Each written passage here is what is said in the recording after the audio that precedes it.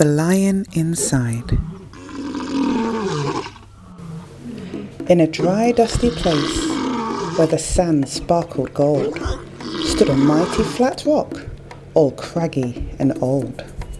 And under that rock, in a tinyful house, lived the littlest, quietest, meekest brown mouse.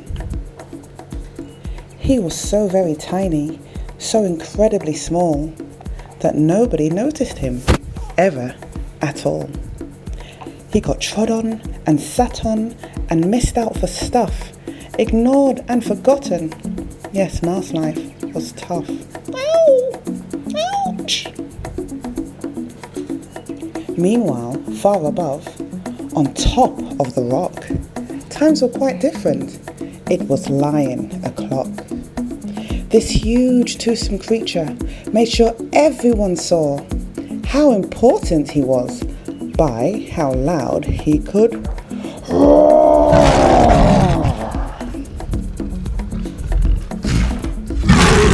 He was head of the pack. He was shouty and tough. He loved showing the crowd he was made of strong stuff. Yes, all were impressed by this mighty king cat. If only, thought Mouse, I could be more like that. Then, late one night, in his Minnie Mouse bed, the cleverest thought popped into his head. He jumped on the covers and held up a paw. I've got it, he said. What I need is a roar.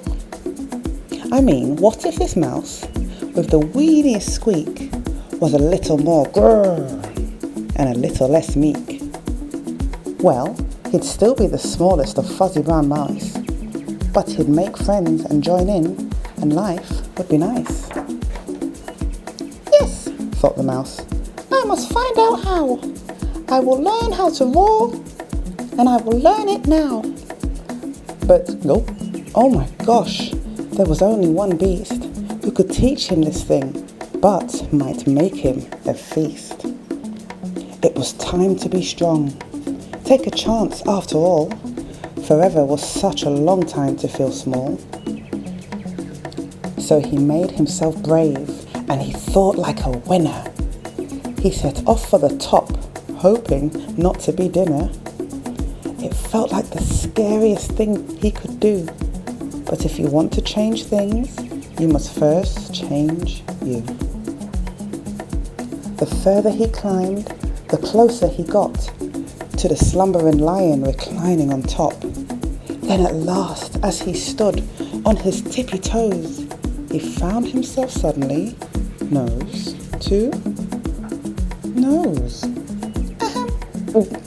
Pardon me. Wake up, Mr. Lion. You've got company. Squeak. Mr. Lion, what I've come to you for is squeak.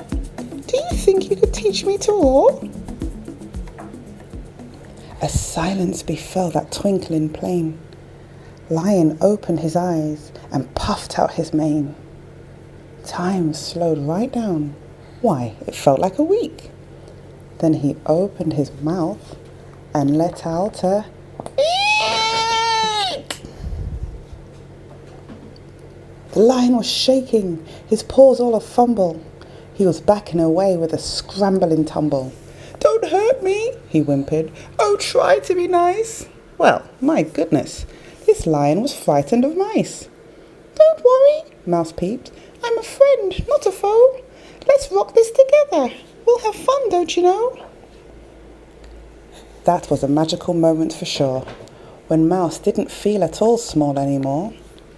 He had found his true voice and learned to speak out, and for that you don't need a roar or to shout.